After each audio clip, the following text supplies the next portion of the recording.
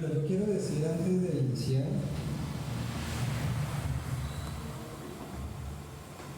que esta palabra y bueno, el tema en sí que vamos a hablar en esta noche nació de Jennifer, ¿no? Obviamente sabemos que siempre estamos a la espera de que sea el Señor el que nos hable y el que nos guíe, y creemos que así es. Pero la verdad es que este tema nació, es lo primero que quiero aclarar. Quiero aclarar antes de que ustedes escuchen lo que vamos a hablar, de que, digamos, el tema en sí como tal nació, las bases al menos, de Jennifer, ¿no? De mi esposa. El Señor le mostró este tema, esta palabra, y bueno, juntos lo desarrollamos de la siguiente manera, 2 puntos.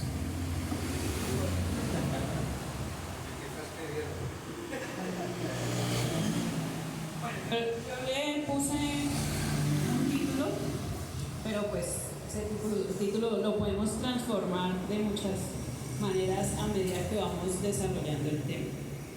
Cuando yo comencé a pensar como en qué transmitir, qué quería el Señor que transmitiera,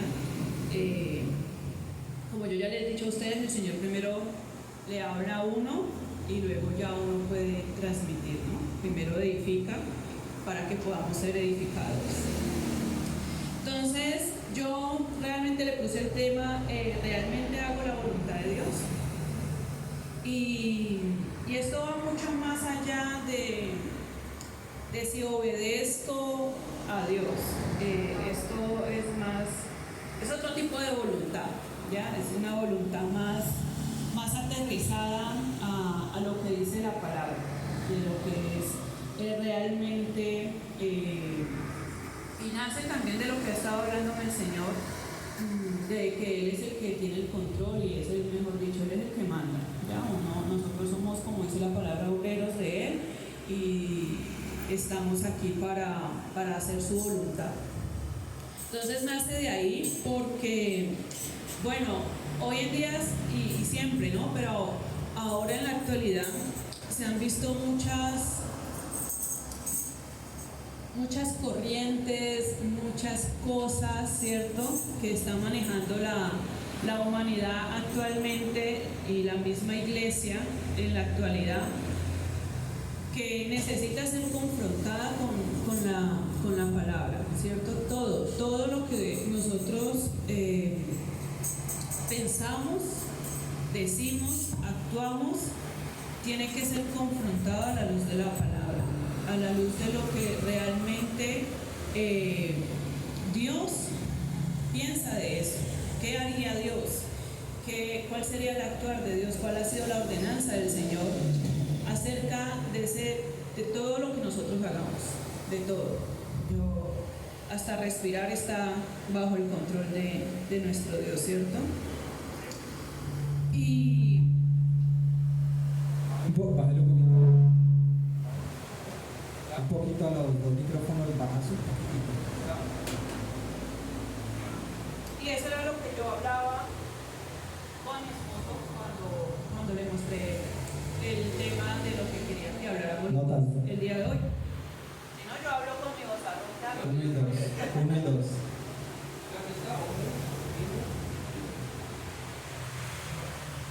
¿Listo?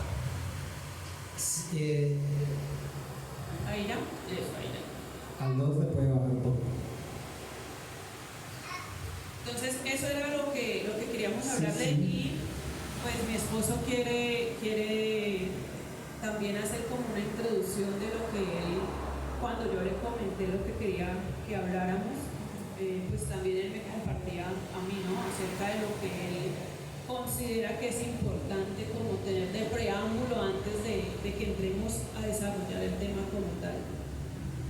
Bueno, es que digamos que el cuide del asunto para el cristiano es hacer la voluntad de Dios, ¿verdad? O sea, si hay un propósito en el cristiano, ¿cuál es? Hacer la voluntad de Dios, ¿no? Y yo creo que la vida cristiana es un caminar en buscar esa voluntad de Dios, en buscar hacer la voluntad de Dios, ¿sí o no? ¿Estamos de acuerdo en eso o no? Yo creo que la vida en general del cristiano es eso, buscar la voluntad de Dios para hacer la voluntad de Dios, ¿verdad? Ahora, ¿cómo inicio ese proceso? ¿Cómo hago la voluntad de Dios? ¿Qué debo hacer primero? Pues lo primero es conocer cuál es la voluntad de Dios, ¿verdad? O sea, todo inicia con un conocimiento de cuál es la voluntad de Dios, ¿verdad? Ahora, lo que le estaba hablando Jennifer es que yo veo con mucha preocupación, y no solamente yo miro que la mayoría de pastores, de los cuales, por ejemplo, pastores que yo sigo, que incluso el pastor ha mencionado varias veces aquí, como es el caso de Miguel Núñez, Eugenio Chalé, los más comunes, pero hay otros más allá de esos que nosotros seguimos y en los cuales nos basamos mucho, porque anteriormente nos basábamos en otro tipo de personas, ¿no? De pastores que hoy en día vemos que están muy apartados de verdad, de cuál es la voluntad del Señor. Y entonces, este tipo de personajes yo he visto que la preocupación en general es que en la iglesia se han aceptado cosas como si fueran la voluntad de Dios, que no son la voluntad de Dios, ¿sí? Mucho cristiano carece de ese conocimiento de saber en realidad y de verdad cuál es la voluntad de Dios para mi vida. O tienen una fe y un convencimiento de que hay algo de que es la voluntad para su vida cuando realmente no lo es, de que es la voluntad de Dios para su vida cuando realmente no lo es. O sea, hay una preocupación generalizada de una iglesia que ha aceptado cosas como verdad dentro de la iglesia que no lo son, ¿sí? Cosas que no son verdaderas y que han moldeado su vida cristiana a vivir una voluntad de Dios, entre comillas, que realmente no es verdadera. Y entonces están con buenas intenciones. Jennifer ayer me hablaba de eso, de que los cristianos andan viviendo una vida bajo la voluntad de Dios en buenas intenciones, pero no bajo el conocimiento de la verdad. Entonces el cristiano, como carece del conocimiento de la verdad de Dios, vive en lo que cree que es la verdad de Dios, vive en lo que cree que es la voluntad de Dios, pero no tiene la certeza de si realmente es la verdad de Dios o no. Vive en esa supuesta verdad de Dios porque siente paz. Es que yo siento de Dios, yo siento paz. Y yo le decía a Jennifer ayer, pero es que uno no puede basar la fe y la vida cristiana en algo que yo siento. Es importante sentir, sí. La Biblia me dice que el Espíritu Santo me da paz, sí. Pero la misma Biblia me dice que dentro de ese corazón donde yo siento paz, también siento muchas cosas confusas a las cuales me pueden engañar, ¿sí? Y que solamente mis cimientos tienen que estar en una sola cosa, y es en la verdad. ¿Cuál es la verdad? La palabra del Señor, no en un sentir. Porque es que el asesino en serie, ¿qué siente cuando asesina? Pues paz, placer, si no, no asesinaría. Y entonces vamos a justificar el hecho de que siente paz y placer porque de que está bien lo que está haciendo. O sea, muchos ejemplos de ese estilo podemos dar. Es decir, yo no puedo justificar que porque algo me genera cierta comodidad, un cierto sentir placentero o de paz o de amor, para decir que es algo que viene de Dios. Yo no puedo justificar, de eso estábamos hablando ahorita. El pastor estaba hablando incluso con Harold, de que el cristiano se escuda en que es que no, tengo un sentir, ¿sí? Pero ese sentir puede estar en contra de la voluntad de Dios, pero como es un sentir que me da paz, entonces lo hago. Pero como no tengo el conocimiento de que la palabra me dice de que eso que yo creo que es la voluntad de Dios realmente no es la voluntad de Dios, como carezco de ese conocimiento, esa carencia de ese conocimiento, esa ignorancia me lleva a cometer errores, creyendo en buenas intenciones que estoy haciendo algo bueno, que estoy haciendo la voluntad de Dios, ¿sí? Y eso es lo que vamos a leer ahorita en Proverbios 3, y es el tema que vamos a empezar a desarrollar. Sí, yo por ejemplo considero que en la actualidad, desde hace un tiempo para acá, se ha venido viviendo un evangelio de buenas intenciones. Y buenas intenciones porque realmente no están acopladas a la palabra del Señor, ¿ya? Y eso lo podemos ver con muchas cosas que están pasando en la actualidad. Entonces, un ejemplo de estas buenas intenciones, y lo voy a exponer porque lo he escuchado ya de diferentes personas que dicen ser pastores, que son influencia para el mundo, salmistas que lo han dicho. Y por ejemplo, hay gente y hay cristianos que apoyan el aborto y lo apoyan en estas circunstancias porque son buenas intenciones. Si aquí llega una persona, yo soy una chica que fue brutalmente violada y abusada y llego aquí a la congregación y los pastores me acogen y todo el equipo me acoge, ¿cierto? Todos los miembros me acogen.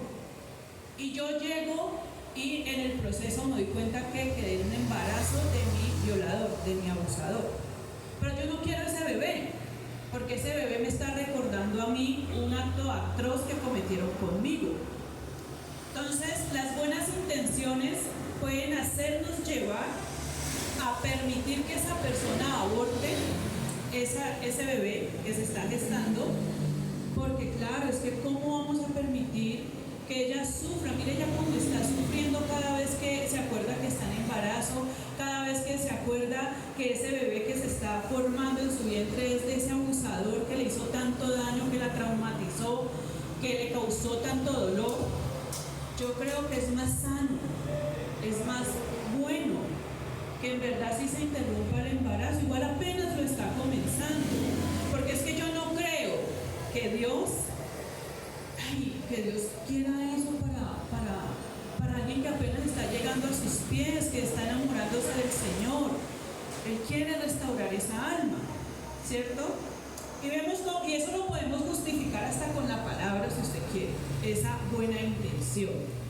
Pero si lo vamos a llevar a la luz de la palabra tal cual, así franca como siempre ha sido el Señor Jesucristo, desde que pisó la tierra y desde que está a la diestra de Dios Padre, vamos a saber que Dios le diría a esa persona que no puede abortar, que debe de tener a ese bebé, que si en un futuro no lo quiere criar, que es muy diferente, pues se le dan las herramientas de la forma correcta como se debe hacer un proceso de adopción para entregar ese niño a una familia que tal vez sí tenga toda la sanidad en su familia, en su corazón, para que críe a ese bebé, ¿cierto?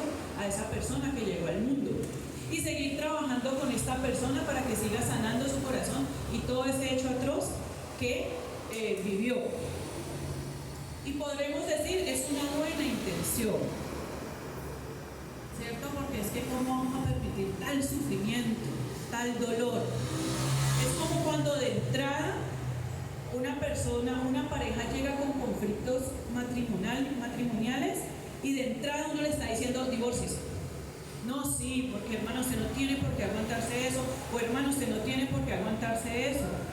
Usted está llamado para grandes cosas, usted necesita a alguien que lo edifique, que lo acompañe, que lo apoye, que la apoye, ¿cierto? Y vemos cómo en muchas iglesias han permitido estos actuares de buenas intenciones y a veces sin conocer las dos caras de la moneda. A veces se dan consejerías matrimoniales sin conocer las dos caras de la moneda a profundidad, no porque alguien vino y contó un día y echó 2 horas contándole a uno la tragedia de su vivir en pareja, o porque la otra también contó su cara de la moneda y contó la tragedia, pero no se profundiza en lo que realmente está pasando en ese núcleo, ¿cierto?, matrimonial, y no se hace un trabajo, sino que las buenas intenciones me llevan a el facilismo, al actuar sin profundizar en la palabra. Y entonces a veces se dañan matrimonios porque se dan consejerías bajo los lineamientos que muestra la modernidad de ahora. No, es que las mujeres están llamadas a empoderarse, a gobernar, es que los hombres están llamados a no dejarse manipular por una mujer, ¿cierto? Y metemos todo ese poco de maleza a la palabra. Y eso es lo que hace que tengamos un evangelio de buenas intenciones. Pero realmente, ¿qué haría Jesús? Jesús haría un trabajo grandísimo. sobre esto, un trabajo que llevaría años. Y ya si bajo todo ese alineamiento de ese trabajo se llega a la conclusión que definitivamente no se puede, y estoy hablando pues en una condición de una pareja que no tenga abusos, ¿no? Porque eso es un tema totalmente diferente y que hay que manejarlo de forma diferente a la luz de la palabra también. O de un adulterio, que es algo también que a la luz de la palabra tiene un manejo diferente. Estoy hablando de problemas y conflictos matrimoniales que todas las parejas tienen y que a veces le hacen pensar a uno, yo lo quiero dejar. Y si mejor lo echo a la casa y me sigo viviendo con mis papás nomás. Sí, uno todos llegamos a tener ese tipo de pensamientos ante las dificultades. Y otro tema que yo quiero tocar, yo sé que es un tema muy álgido, muy difícil de tocar, pero que está retumbando demasiado. Y es el tema de lo que está pasando con la ideología de géneros. Mire, si aquí llega una persona, y todos tenemos, yo creo que no hay familia en estos momentos que no tenga una persona que esté en este tipo de situaciones de ideologías de género, una persona homosexual, una lesbiana, y de ahí para allá todos los géneros que se han manifestado, ¿cierto? Si llega una persona a congregarse a la iglesia, el deber de nosotros, claro, es acogerlo, pero guiarlo a la verdad de la palabra. Y a la verdad de la palabra, lo que esa persona tiene como ideal está mal, está muy mal, y es un pecado delante de los ojos de Dios, ¿cierto? Pero yo veo que muchas iglesias que han hecho, acomodémonos a la ideología. Y hay hasta iglesias que ahora han permitido que se posicionen pastores transgéneros para que prediquen a estas personas. Entonces ya vemos lesbianas predicando la palabra de Cristo. Y ya vemos homosexuales predicando la palabra de Cristo. Y no me estoy refiriendo a la persona, sino a la ideología. O sea, esa ideología fue adquirida y la palabra está acomodada a esa ideología cuando tiene que ser al revés, ¿cierto? Y a la luz de la palabra esto está mal. Y podemos maquillarlo como tenemos que amar al prójimo tal y como es, tenemos que aceptar a la otra persona tal y como es, y eso son buenas intenciones, pero a la luz de la palabra no es correcto. Claro, si yo tengo un familiar que está en este tipo de creencias, de creer que, bueno, que es lesbiana, que es homosexual, yo no lo dejo de amar. Yo no estoy diciendo que yo no lo amo. Claro que lo amo. Entonces es que es mi familiar, es mi amigo, es una persona que va a llegar aquí. Yo tengo el amor de Cristo para dar, pero hay que instruirlo en el camino del Señor. Pero las iglesias no están haciendo eso. Las iglesias lo que están haciendo entonces es acomodarse a la ideología, porque es que hay que amar tal y como es. Yo vi una entrevista que le hicieron a un pastor en Estados Unidos y le preguntaron ¿por qué estás en la marcha LGTBI? Y él dijo, porque es que nosotros tenemos que amar a nuestro prójimo y ellos necesitan de nuestro amor. Entonces la persona que lo entrevistaba le dice, ¿y tú lo estás llevando a la luz de la palabra, la verdad que su condición es pecado? Él decía, no, Dios nos ama tal y como somos. Eso es una buena intención, es muy bonito dar amor, es muy bonito aceptar a las personas. Pero mire, Dios nos ama, pero no acepta nuestra condición de pecado. Y si usted lee toda la palabra, Él en toda la palabra nos está diciendo constantemente que tenemos que dejar nuestra condición de pecado para poder llegar un día a su presencia. Entonces, esas buenas intenciones, y esas son buenas intenciones hablando de temas muy álgidos, pero las buenas intenciones también se ven en temas pequeños. Sí, es cierto. Eso es una problemática global, ¿no? Lo que estamos hablando acerca de la ideología de género, de las ideas progresistas del aborto y entre otras cosas, es una problemática global que la iglesia a nivel global está experimentando otros países el problema está mucho más profundo en las iglesias. De pronto aquí en Latinoamérica no tanto, pero se ve. Y como decía Jennifer, hay otros, o sea, así como a nivel global vemos cómo ese tipo de cosas se meten en la iglesia con buenas intenciones y no por el conocimiento de la palabra de la verdad, sino por un sentir, por un creer, porque yo creo que es así, porque cogen la teoría del amor como no se debe y entonces terminan haciendo esas cosas, ¿no? También pasa en la vida cotidiana, ¿sí? En la vida particular de cada quien. ¿Sabe? Es lamentable ver cómo muchas personas, muchos cristianos viven una vida, la verdad, por fuera de la voluntad de Dios, y ellos están convencidos de que están dentro de la voluntad de Dios. Por un lado están los que hacen cosas y cometen errores por esa falta de entendimiento de la verdad de Dios, por esa falta de comprensión de su palabra, que los lleva a cometer errores que los tienen en el pecado sin darse cuenta, ¿sí? O incluso de personas que se abstienen de hacer muchas cosas porque creen que absteniéndose de hacer todas esas cosas están haciendo la voluntad de Dios, cuando no es así.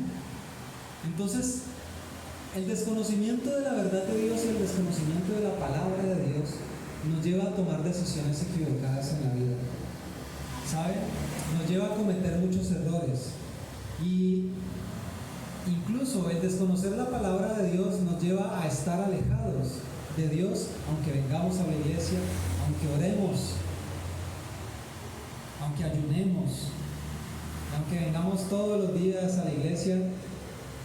Cuando hay un desconocimiento de la verdad de Dios en nuestras vidas, ese desconocimiento nos lleva a cometer errores en pensamiento, como dice el catolicismo, en pensamiento, en palabra, en omisión, ¿no? Porque no solamente son las cosas que hago, sino las cosas que pienso, las cosas que omito también. ¿Saben? Yo me encuentro con muchos cristianos que se privan de vivir una vida plena por culpa del desconocimiento de la verdad de Dios. Cristianos que viven una vida encerrada, apartada de todo, de tantas cosas que Dios nos dio en este mundo para disfrutar, pero ellos se cohíben de todo eso porque piensan que todo eso está mal y que es pecado, porque todo eso es del mundo, porque todo eso no es de Dios. No lo pueden invitar a un cumpleaños porque no, yo no voy a cumpleaños. Y si va al cumpleaños no come de la torta porque eso es ¿cómo es que dicen? Eso es una ofrenda satánica, es una ofrenda a Satanás. Entre muchas otras cosas. No se relacionan con sus vecinos porque el vecino no va a la misma iglesia que va él. No se relacionan con sus familiares. Inmediatamente ingresan a una iglesia, pierden a sus familiares. Ya no van donde la familia, ya no van donde los tíos, ya no van donde los primos porque son mundanos, porque son pecadores, porque la luz no tiene comunión con las tinieblas. Y todas estas cosas que la ignorancia de la verdad, del conocimiento de la palabra de Dios, la ignorancia de esa verdad nos lleva a cometerlo. Y entonces se viven vidas por fuera de la voluntad de Dios, llena de rituales, llena de estigmas, llena de prejuicios, pero no del Espíritu Santo. Y tiemblan y lloran cuando están en la iglesia, pero el Espíritu Santo no está ahí. ¿Por qué no está ahí? Porque ahí no está la verdad de Dios. Y donde no está la verdad de Dios, ahí no hay nada. Ahí no hay nada. Porque es que el fruto de todo en sí, de la vida de Dios, nace de la verdad de Dios. ¿De dónde nace todo? ¿De dónde nace la misma salvación? Pues de la palabra. ¿Cómo podemos decir que somos salvos? Porque por alguna razón, en algún momento de nuestras vidas, esta palabra llegó a nuestros corazones, la creímos y esa palabra hizo una obra en nosotros, y por medio de esa fe que Dios nos dio, de su Espíritu Santo, ese Espíritu Santo que empieza a transformar nuestras vidas a través de la palabra, llega la salvación a nuestras vidas. y llega el perdón, y llega la restauración, y llega la instrucción, y llega la guía del Espíritu Santo. Sin esta palabra que es verdad, no hay nada en el cristiano, no hay nada en la iglesia, no pasa nada. Así hayan cultos, así hayan celebraciones, así hayan alabanzas, así haya oración, así haya ayuno, así haya vigilias, guerra espiritual. Si no es la verdad lo que fundamenta todas esas acciones, allí no hay nada, allí no hay libertad, allí no hay restauración, allí no hay salvación. Y de lo que me está diciendo Steven, yo leía algo y decía que cuando uno hacía el trabajo de Dios, que es en la casa del Señor, de llevar su palabra, ¿cierto? Dice que cuando uno hace el trabajo de Dios y se realiza a través de estrategias humanas, ahí ya no se está realizando el trabajo de Dios. Y esto es una buena intención. Yo quiero que vengan más jóvenes a la casa del Señor. Entonces yo pongo más luces. Cada 8 días les voy a ofrecer una obra de teatro. Voy a armar una banda, porque eso es lo que gusta, eso es lo que llama la atención. Voy a hacer muchas actividades para que ellos vengan a la iglesia y se llenen. Y les aseguro que la iglesia se va a llenar y no nos va a dar abasto. Pero yo puedo traer todas esas estrategias. Pero si yo a esos jóvenes no los voy a fundamentar primeramente en la palabra del Señor, en la verdad de Cristo, eso es un trabajo humano, eso no es un trabajo de Dios. Y lo digo desde la experiencia, lo digo desde mi experiencia de haber estado mucho tiempo en el ministerio juvenil. Y yo en estos días hacía un censo de todos estos chicos, ¿cierto?, que tenía yo en mi memoria. Y ¿saben? Algunos ya no están fundamentados en la palabra. Unos perseveran, otros no están. Pues porque tal vez nunca realmente estuvieron fundamentados en la palabra de verdad. Tal vez en otra sabiduría, que ahorita vamos a hablar de eso, tal vez en otro tipo de conocimiento, en otro tipo de sabiduría, que como al no ser la verdad de Dios, no es roca sólida, sino que es arena. Y eso tarde que temprano se termina derrumbando. Y cuando mi vida cristiana no está en la verdad de Cristo, que es roca sólida, tarde que temprano mi vida cristiana se termina derrumbando. Y por eso mucha gente termina en el mundo. Cristianos que fueron cristianos de renombre, pero que ese cristianismo no estaba basado en la verdad de Cristo, en la verdad de su palabra, sino en teorías humanas. Y pasa eso. Sí, precisamente a eso voy. Un día yo escuché a un pastor decir que todas esas estrategias no eran satánicas. No estoy satanizando que haya una banda, que hagan obras de teatro, que hagan actividades. Todo eso está bien. Eso está bien, eso no es satánico, son buenas intenciones. Todo está bien. Pero él decía, si usted de una celebración de jóvenes tiene que dedicar casi una hora a todo este tipo de actividades y solamente 20 minutos de palabra, ahí se volvió una obra humana. Porque no puede pesar más todas este tipo de estrategias que lo que realmente va a nutrir a esa persona, que lo que realmente va a nutrirnos a nosotros, que es la palabra del Señor. O sea, no se puede gastar más tiempo en actividades que en profundizar en la palabra del Señor, en la enseñanza de la palabra, en comerse la palabra, en devorarla, en estudiarla, en comprenderla, porque lo que decía Harold ahora, porque cuando entonces uno entra a confrontación de la palabra, si uno no está aquí cimentado, bien parado en la raya del conocimiento de la palabra del Señor, cualquier cosa, como dice Steven, lo va a tumbar a uno y lo va a derrumbar. Y esto no lo digo por experiencias ajenas, eso también se ve reflejado en la vida de uno como cristiano, que hay cosas que no deberían de ponerme a tambalear a uno a estas alturas, pero nos hacen tambalear todavía, y no debería, pero porque a veces nos falta, como decía Harold, estudiar más la palabra, profundizar, y no solamente estudiar bajo una actividad religiosa de que me levanto todos los días a las 5 de la mañana, ¿cierto? Leo un versículo, escribo en mi cuaderno, oro y salgo. No, eso va mucho más allá. Eso va mucho más a profundidad de un conocimiento que se necesita. Y Dios aquí en Proverbios dice, en el versículo 1 dice: hijo mío, no te olvides de mi ley y tu corazón guarde mis mandamientos, porque largura de días y años de vida y paz te aumentará. Nunca se aparte de ti la misericordia y la verdad. Átalas a tu cuello, escríbelas en las tablas de tu corazón, y hallarás gracia y buena opinión ante los ojos de Dios y de los hombres. Y algo que me compartía Steven cuando hablábamos de este tema, y es que a veces el cristiano también hay otra corriente, y es que ese es el bendito problema, que hay corrientes que han llegado también incorrectas, donde le han dicho al cristiano: no lea mucha Biblia porque no lo enloquece, no profundice tanto en la palabra, que vea, eso hay gente que se ha enloquecido, y lo digo desde la experiencia. Eso es un estigma muy grande. Es grandísimo. Yo aquí conocimos un señor que él iba a la iglesia, y en verdad el señor pues se veía que como que leía mucho la Biblia, y el señor en verdad se enloqueció, pero eso es por otra cosa.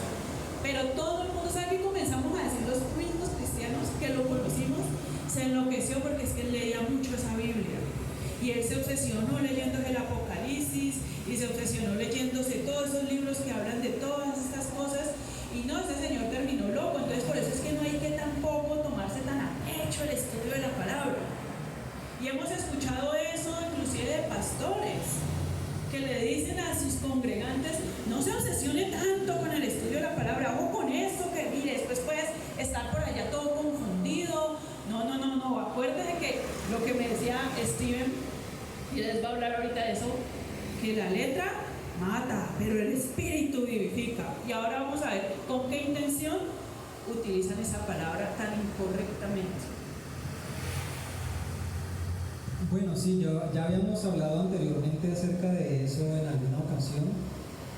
Es muy común que los pastores y líderes usen esa palabra de que la letra mata pero el espíritu vivifica, y es un estigma muy grande que se ha creado en la iglesia de creer de que el mucho estudiar la Biblia lo enloquece a uno. Y de hecho es un proverbio, o sea, eso es casi como un proverbio callejero, de que la Biblia lo enloquece a uno. ¿No lo han escuchado ustedes? Es algo muy popular y es algo muy común. De hecho, muchos testimonios se han visto de personas que les ha pasado eso, de personas que son cristianos y por alguna razón tienen alguna afectación mental, algún problema mental, y entonces el problema ¿cuál fue? La Biblia. Por leer la Biblia, por eso le dio eso, ¿sí? Entonces, ¿y eso qué lo causa? La propia ignorancia.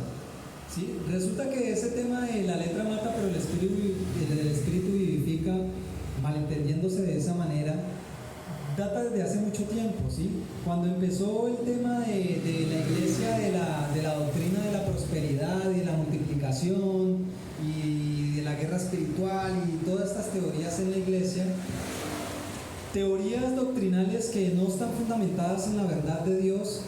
Siempre que alguien llegaba a refutar, o de alguna manera el congregante o la congregación en general trataba de alguna manera debatir esas ideas o refutarlas, siempre estaba esa teoría de que no, la letra mata pero el espíritu vivifica. Entonces lo que yo estoy aquí predicando es del espíritu, me lo reveló el espíritu. ¿Y cuál es la prueba? Que ustedes están llorando. ¿Cuál es la prueba? Que ustedes se caen al suelo. ¿Cuál es la prueba? Que ustedes están temblando. Y entonces le atribuían más importancia a eso que le llamaban Espíritu Santo, que era temblar, que era llorar, que era reírse, que era gritar, que era hablar en lenguas y todo ese tipo de cosas, ¿sí? Que se le atribuía un poder especial al espíritu, un poder místico, que eso era el Espíritu Santo, y que ese Espíritu Santo venía así como por obra de magia. O sea, el Espíritu Santo vino así por magia y los tomó y hizo todas esas obras. Cuando la palabra me dice que el Espíritu Santo, ¿de dónde viene? ¿Cómo viene? A obrar en nosotros. ¿Por medio de qué viene? Él no viene por medio de El Espíritu Santo obra es por medio de su palabra, y por medio de su palabra, que es verdad, ingresa a tu vida para transformar tu corazón y hacer las obras que tenga que hacer en tu corazón. ¿A través de qué? No de magia y no de una fuerza extraña, mística, que hace algo en ti. No, es la palabra de Dios la que hace algo en ti, la que hace una obra en ti. Y este es el Espíritu Santo que obra en ti. Entonces, cuando en la iglesia se venía a refutar por medio de argumentos bíblicos este tipo de ideologías, entonces el pastor y el liderazgo que hacían, pues rechazar eso, rechazar la palabra, porque es lo que realmente hacían, rechazaban la palabra para aceptar, porque es que lo que estábamos hablando ahorita, de que mucha gente toma muchas malas decisiones, como los ejemplos que estaba nombrando ahorita Jennifer. ¿Por qué sucede eso? ¿Por qué se toman como verdaderos esas malas enseñanzas y esas experiencias?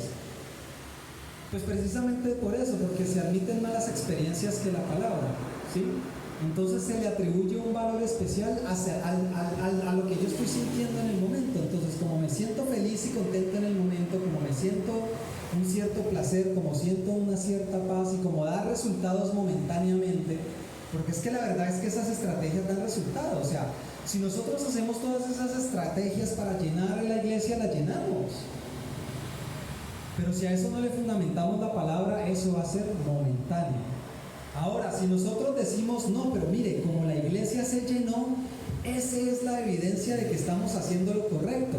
Entonces se le está atribuyendo una justificación a lo que no se debe. Entonces se está justificando que las obras de teatro están correctas porque se llenó. O sea, se le está atribuyendo a la cantidad de gente el valor de un fruto que no es, un valor que no tiene. Entonces, como se llenó y entonces como me hizo sentir, entonces es verdad. Y no es así, cuando la palabra nos enseña de que no es así. Entonces, desde hace mucho tiempo se viene enseñando en las iglesias esto de que la letra mata, pero el Espíritu vivifica, y entonces hay una separación entre la palabra de Dios y el Espíritu Santo, como si eso se pudiera hacer. ¿Cómo la ven? O sea, el decir que la palabra mata, pero el Espíritu vivifica, en ese contexto es decir que la Biblia o que la palabra de Dios es una cosa que está acá y que el Espíritu Santo es otra cosa que está acá, y eso no es posible, eso no es cierto.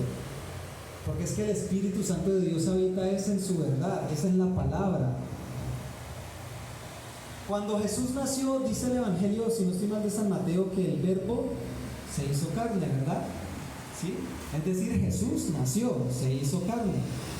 Antes de ser carne, ¿qué era?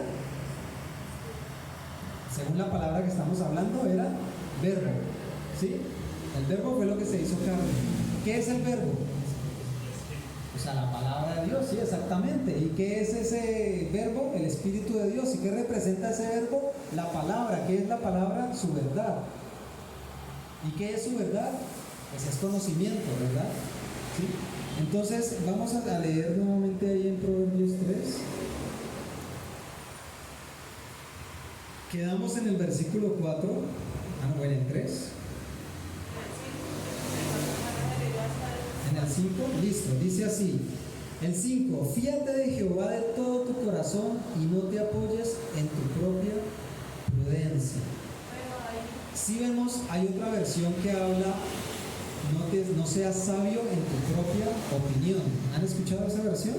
Y hay otra versión que dice, pon toda tu confianza en Dios y no en lo mucho que sabes. De hecho, esa está en el versículo 7, sigamos leyendo, mejor dicho, en el versículo 6 dice, reconócelo en todos tus caminos y Él enderezará tus veredas. No seas sabio en tu propia opinión. Yo quiero detenerme en este no seas sabio en tu propia opinión. ¿Sabe qué nos está diciendo esta palabra? Esta palabra no nos está diciendo que no seamos sabios. Esta palabra nos está diciendo es no seas sabio en tu propia opinión. La misma palabra nos enseña y nos, ¿cómo fue que yo te dije ayer? El sinónimo de Insta.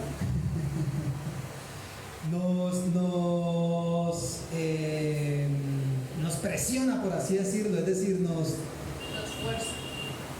Sí, no, se me fue la palabra en este momento.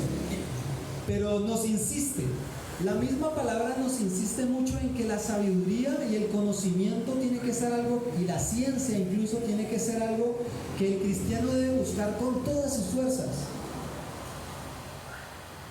Los salmos y los proverbios comienzan con esta premisa de que la sabiduría, la ciencia y el conocimiento tiene que ser algo que el cristiano debe buscar con todas sus fuerzas.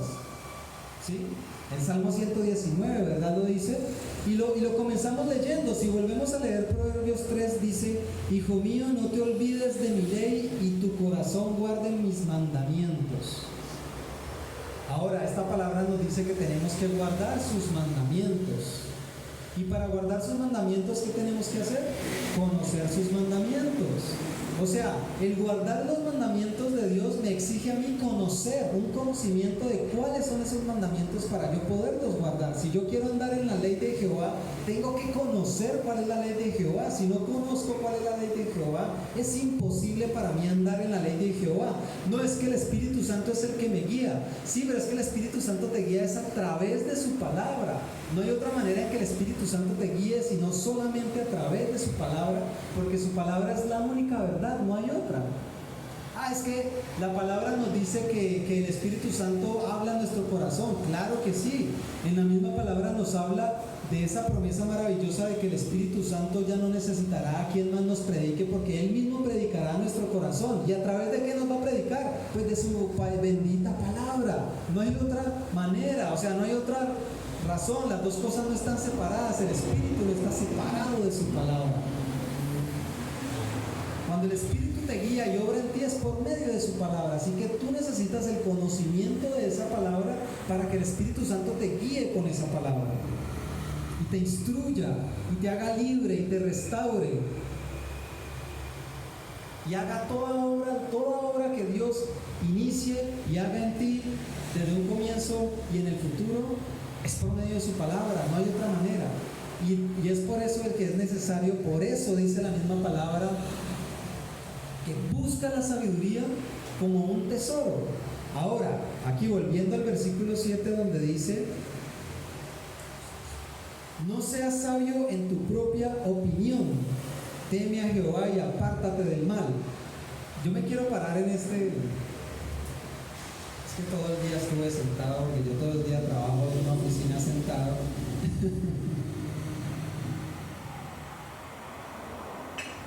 La palabra por un lado nos dice que tenemos que ser sabios. Es que podemos hacer un estudio bíblico para demostrar de que la palabra nos dice que el cristiano tiene que ser un hombre sabio. El cristiano no tiene otra opción sino ser un hombre sabio. Pero la palabra dice que Dios tomó de lo vil y menospreciado para avergonzarlos la sabiduría de este mundo. Sí, entendamos bien lo que está diciendo la palabra. Mira lo que aquí nos dice: no seas sabio en tu propia opinión. La misma palabra nos dice que hay dos tipos de sabiduría. Una que es y dos tipos de conocimientos y dos tipos de ciencias. Un conocimiento, una sabiduría y una ciencia que es de Dios y otra que no es de Dios. Y cuando Dios nos habla de que no tenemos que ser sabios en nuestra propia opinión, ¿a ustedes a qué creen que se está refiriendo? ¿A cuál de las dos sabidurías? Pues a la mía, a la humana, exactamente. Porque la sabiduría de Dios, pues como su palabra lo dice, es de Dios, no es mía. ¿Sí? Entonces cuando Dios dice no seas sabio en tu propia opinión, no está diciendo no seas sabio. Es no seas sabio en tu propia opinión. O sea, tienes que ser sabio, pero no en tu propia opinión. La sabiduría que tiene que haber en ti es la sabiduría de la palabra del Señor. El conocimiento que tiene que haber en ti no es el conocimiento del mundo que te enseña el mundo, es el conocimiento que yo te enseño a través de mi palabra. Y la ciencia que tiene que haber en ti no es la ciencia que te enseña el mundo, que está apartada de Dios y que es en contra de Dios, porque la palabra nos dice que la sabiduría de la palabra, que la sabiduría de este mundo es en contra de Dios, que está en contra de Dios y que batalla y trabaja en contra de Dios. Y que es esa sabiduría en la cual nosotros no debemos ser sabios. Es de ese conocimiento del cual nosotros no tenemos que llenarnos, que es de esa ciencia de la cual nosotros no tenemos que llenarnos, sino que es de su sabiduría, que es de su conocimiento. Porque no tendría sentido que Dios nos dijera: guarda mis mandamientos pero no seas sabio. ¿Y cómo voy a guardar tus mandamientos sin ser sabio? sin tener conocimiento. No tendría sentido que Dios nos enseñara, guarda mi ley, pero no la conozcas. No tiene sentido. No tiene sentido. Necesito conocer su ley, necesito conocer su palabra, necesito conocer su sabiduría para poder seguir el camino de la verdad y hallar el propósito. ¿Cuál es el propósito? ¿Cómo comenzamos esta reunión diciendo que cuál es el propósito de la vida de un cristiano? Hacer la voluntad de Dios. Y para eso es la sabiduría, y para eso es el conocimiento, y sin esa sabiduría y sin ese conocimiento no estaremos nunca bajo la voluntad de Dios, aunque lo creamos.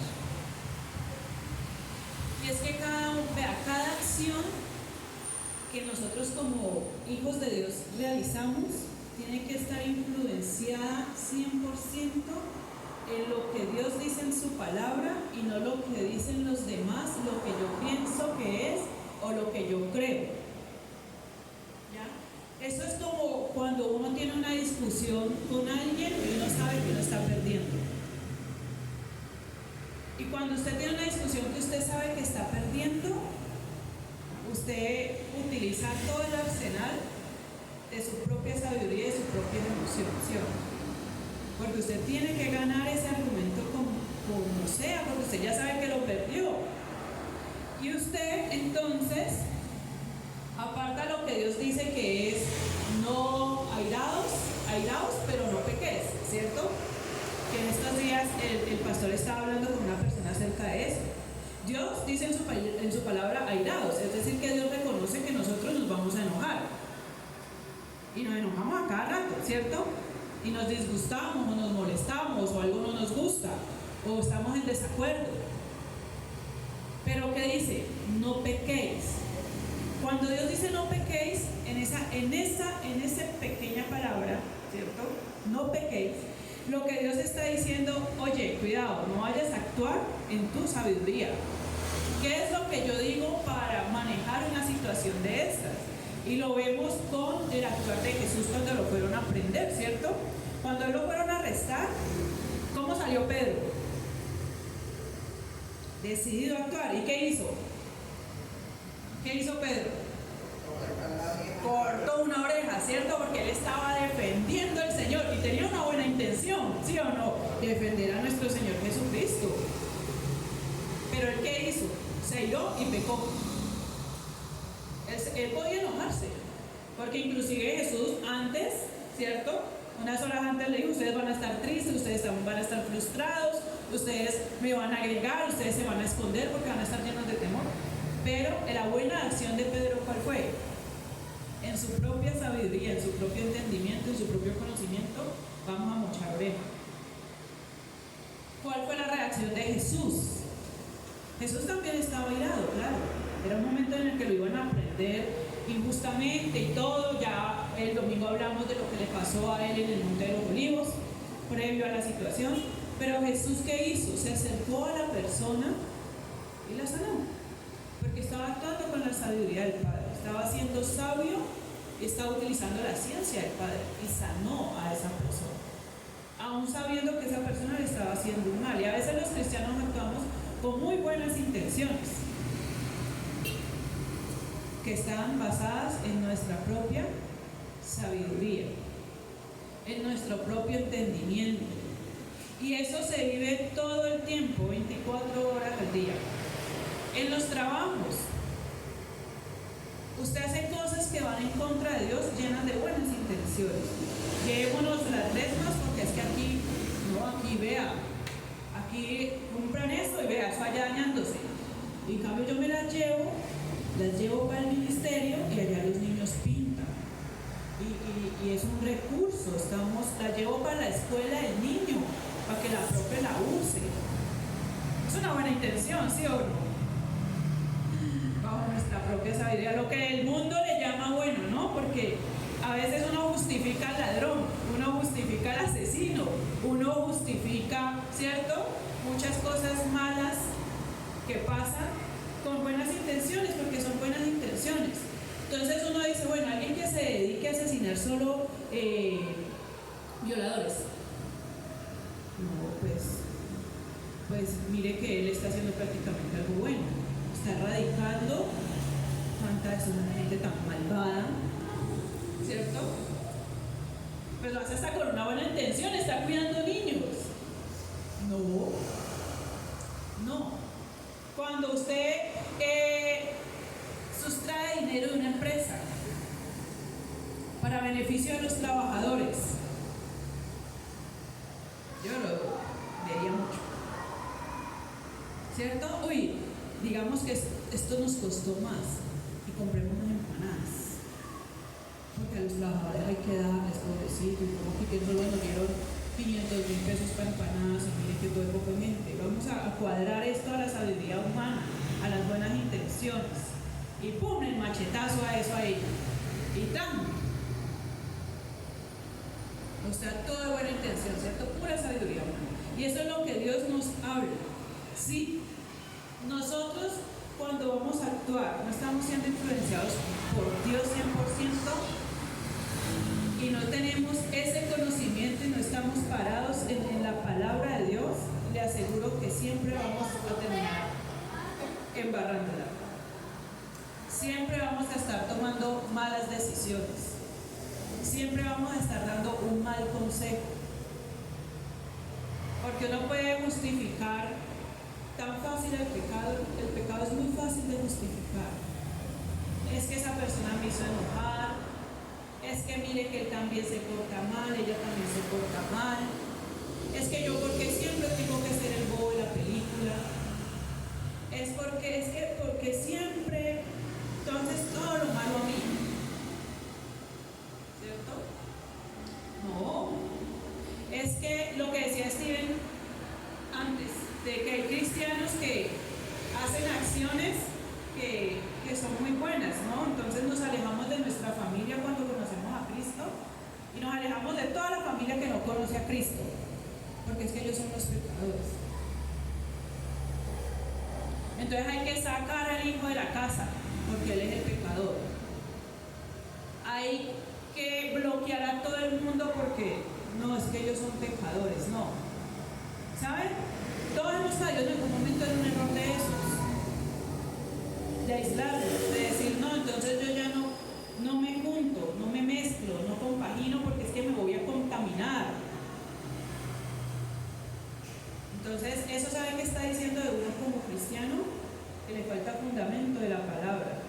Porque si a ti, que eres el que supuestamente está, ¿cierto? Uno que es el que supuestamente está lleno del Espíritu del Señor, del conocimiento de la sabiduría de Dios, el hermano de uno que no conoce a Cristo lo va a contaminar a uno en vez de ser a la inversa. O sea, como diría por ahí una amiga mía, evalúate como cristiano. Si tú te tienes que aislar del mundo por completo, porque es que si no de pronto el mundo te va a mal influenciar, evaluémonos. Y yo no le estoy diciendo ahora que se vaya a meter, pues ahorita se va para allá, para Praga, porque me tengo que mezclar. No, ojo con eso, no vaya a ser tan religioso, tan extremista. Yo le estoy hablando de cosas que son a la luz de la palabra. Entonces queremos ganarnos a nuestras familias para Cristo. Pero es que no le hablamos, no participamos, no convidamos, no edificamos. Pues muy difícilmente estas sillas se van a llenar de esas personas. Es que yo quiero ganarme a todos mis compañeros, lo que yo le decía a Steve, yo me quiero ganar a todos mis compañeros de la oficina, pero es que yo no almuerzo con ellos porque ellos ellos son del mundo, entonces yo nunca almuerzo con ellos, yo almuerzo ahí en mi puesto, sola, no les dirijo la palabra.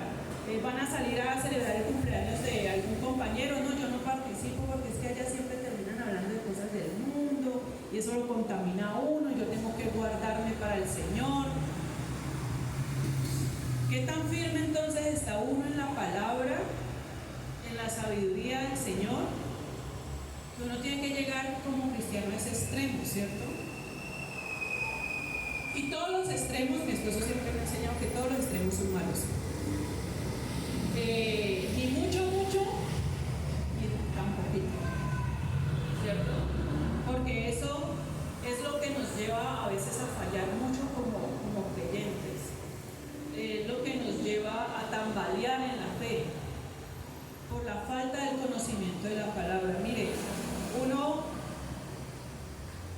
cuando uno está estudiando en la universidad, uno puede tomar muchos apuntes, puede sacar todas las fotocopias que el profesor dice, pero si usted no lee eso, baila. Usted puede ser un estudiante no malo, usted puede tener un promedio de 3.5, 4, ¿cierto? Pero no va a llegar a su máxima capacidad nunca, porque usted saca la fotocopia que el profesor hizo sacar, pero 5 minutos antes del parcial, tin, tin, tin, tin, tin, tin. Y no, por misericordia divina, usted hasta lo gana. Pero 3 días después, pregunte a ver, no, esa vaina ya se le ha borrado a uno la mitad del cassette. Se ha borrado la mitad del cassette. Y lo mismo pasa con la palabra. Muchos estudiamos la palabra por versículos. Entonces yo leo un versículo un día y ya. Ese devocional estuvo cargadísimo de la palabra del Señor. No, usted tiene que leerse todo el texto para comprender. El pastor lo ha dicho muchas veces, Steven lo ha compartido también muchas veces. No es solamente el versículo, es todo el texto, porque es que usted en el primer versículo usted puede entender una cosa y resulta que cuando usted se lee todos, resulta que lo primero que usted entendió ya no era así. Entonces uno, por ejemplo, ayer veíamos el Salmo 119, esa vaina es larguísima, es muy largo, uno de los salmos, yo creo que uno de los más largos que hay. Entonces, claro, uno comienza a leer eso, uno lee los 5 primeros versículos lleno de fuego, supuestamente, pero después de ahí para allá ya no quiere volver a leerlo,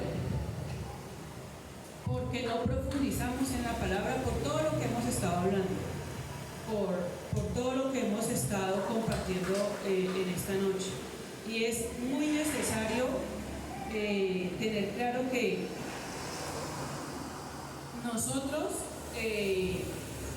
o lo que hacemos constantemente está siendo favorecido por el Espíritu, o si no, está siendo favorecido por la carne. O sea, no hay término medio ahí. O sea, no es como, bueno, yo estoy como en la mitad. No hay grises, como dice el dicho. No hay una tonalidad gris ahí. O usted está actuando por el Espíritu o usted está actuando por la carne. No hay más para dónde tirar. No hay más. Solamente hay esas 2 opciones en la vida de un cristiano. Y saben, esto para muchos puede sonar muy radical, pero esa es la verdad de Cristo. Cristo ha sido muy amoroso, Él es muy misericordioso, compasivo, lleno de gracia, pero Jesús, si algo caracteriza a nuestro Señor Jesucristo, es que Él fue radical con cada acción que Él tenía. Y cuando uno no es radical, uno tambalea como cristiano, constantemente está uno en esa cuerda floja. Un día sí, un día no, un día algo me derrumba, un día algo no me derrumba. Y tenemos que dejar de ser cristianos de buenas intenciones, de tanta emoción, y ser cristianos más arraigados del conocimiento de la palabra del Señor. Porque si no, cualquier cosa lo puede derrumbar, cualquier cosa lo puede a uno debilitar. Mire, la sabiduría del mundo necesita tan poco para debilitar, para envolverlo a uno, porque es que es tan bonita, es tan facilista, es tan fácil de digerir, es tan fácil de masticar. Eso es como cuando uno come, por eso la comida chatarra es tan rica. Cuando usted se come una empanada, usted la disfruta de principio a fin. Vamos a ver si con una sopita de brócoli, con una cremita de brócoli acompañada por una pechuga de pollo al vapor, con poca sal, porque la sal hace daño para la tensión arterial, ¿cierto? Si usted va a disfrutar esa si usted lo va a disfrutar, si lo va a disfrutar igual. ¿Cierto que no? Usted necesita como que prepararse, como que digerirlo. Bueno, lo que el mundo nos muestra como sabiduría, como ciencia, como conocimiento, es así, es fácil de digerir, es fácil de comer, es rico, es atractivo, es chévere, es relajado porque uno no tiene que invertirle tanto tiempo a esa vaina, uno sigue la corriente, porque todos van como para la misma corriente. Pero cuando uno quiere profundizar en esto, uno tiene que plantarse mucho en el Señor, porque si no, es duro, esto es duro, estudiar la palabra. Yo creo que ser cristiano es una de las cosas más difíciles que hay, y ahí es donde yo llego a la conclusión de lo que decía mi esposo, que la palabra, que él va a coger a lo vil y menospreciado para enaltecerse de los sabios y entendidos de este mundo. Yo considero que esa palabra lo que dice es que él va a coger a esos que perseveran en eso vil y menospreciado, ¿sí me entienden? ¿Qué es esto? Que es el conocimiento real del Señor. No el más ignorante, porque mi esposo me compartía, es que cuando la gente habla de lo vil y menospreciado, uno dice, entonces Dios va a coger a ese que no tiene conocimiento, a ese que vulgarmente uno dice, a ese que no estudió, a ese que no salió adelante, a ese, ¿cierto? A ese que le tocó duro en la vida, que no tuvo posibilidades. Y entonces lo va a coger, lo va a usar de instrumento para enaltecerlo ante los que sí pudieron estudiar, a los que sí fueron sabios, a los que sí fueron instruidos, a los que sí se capacitaron, a los que sí lograron conseguir dinero, ¿cierto? Y la palabra no está hablando, si uno va a la profundidad, la palabra no está enfocándose en eso. Claro que el Señor se va a enseñorear, claro, porque es que el que sigue esta carrera de estudiar y de profundizar en la palabra, Dios un día va a coger a esos que decían tener el conocimiento verdadero, y les va a decir, ustedes no tenían conocimiento verdadero, ¿sabe? A ellos que ustedes decían que estaban locos, que porque leían tanta Biblia, que porque estudiaban tanta palabra, que porque me seguían tantos, a esos que ustedes desprestigiaron tanto, esos son los que se van conmigo. Y ustedes que tienen tanto título, ustedes que se creían tan inteligentes, ustedes que se creían tan entendidos del mundo, ustedes no van. Eso es lo que va a hacer el Señor realmente. Bueno, ya para terminar, sí, lo que yo le decía a Jennifer era que Dios sí saca de lo vil y menospreciado para avergonzar lo sabio y entendido de este mundo, pero no es porque lo va a coger siendo un ignorante y siendo un ignorante lo va a coger, no. Es para llenarlo de la sabiduría de Dios, y conforme esté lleno de la sabiduría de Dios va a avergonzar esa sabiduría del mundo, ¿sí? Ese es como realmente el significado de esa palabra.